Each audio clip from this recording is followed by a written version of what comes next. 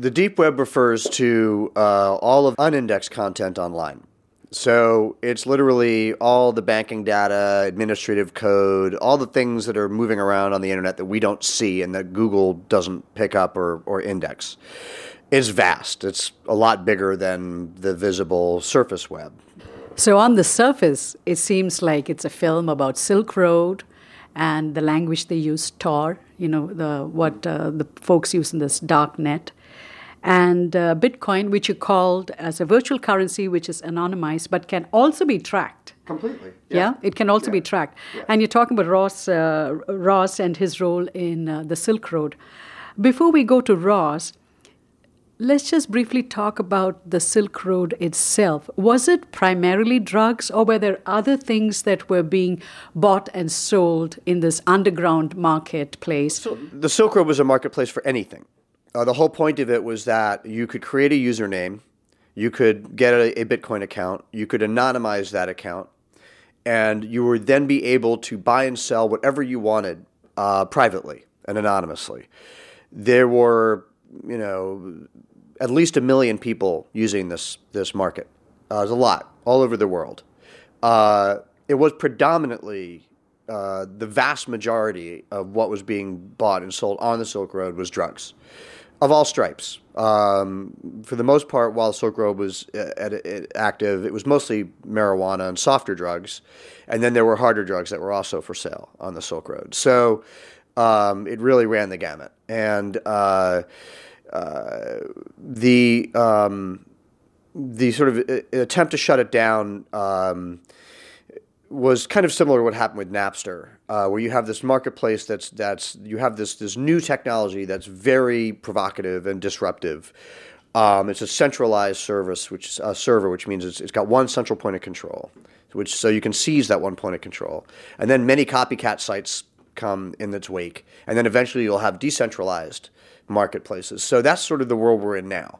So the Silk Road was closed down in 2013, but many, many copycats have appeared in its wake. And now we're headed towards decentralized markets. So it's all going to keep going. You mentioned Ross Ulbricht, and he is the gentleman who supposedly created Silk Road, and he's actually in jail now, standing trial. And in the film, you show us the story of Ross. This young kid from Austin, Texas, grew up in a very happy family, bright kid, and then something happened when he went to graduate school, and he decided to embrace this Austrian school of economic philosophy, which has got this strong libertarian streak in it.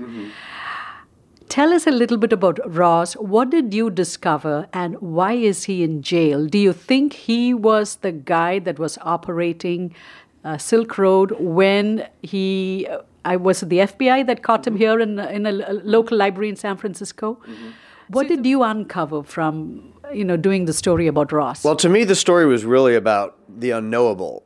The story was really about when you're dealing with an anonymous marketplace in a hidden corner of the internet with fictitious usernames, with an anonymized cryptocurrency, so you can't actually you don't know who you're dealing with, where the market was run by users that didn't know each other. They were all using fictitious names, where the law enforcement also were using fictitious names and going undercover, where you didn't really know exactly what the law enforcement people were doing either.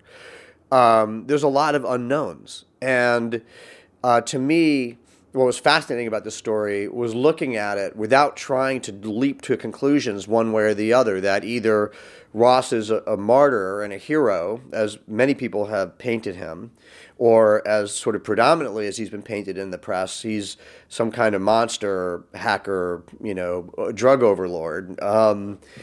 And to me, I was interested in saying, okay, here's what we do know, here's what we don't know, here's how this world works, here's what the motives were for creating this world, and that's as much as we know, right? So I think my discoveries were more about the conclusions that people were willing to leap to in all directions, the sort of the way in which Ross almost got turned into a litmus test or a Rorschach test. You could apply whatever you wanted to this person because nobody really knew who he was, right?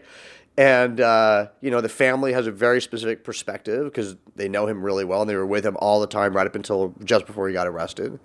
There are people within the Silk Road that knew the guy who ran the Silk Road. They don't know whether it was Ross or not. And they have a very specific perspective. Law enforcement has a very specific perspective. So the film is really about all of these fractured perspectives and what do they add up to and how do you ever get a clear sense of what's going on when you're dealing with so many unknowns.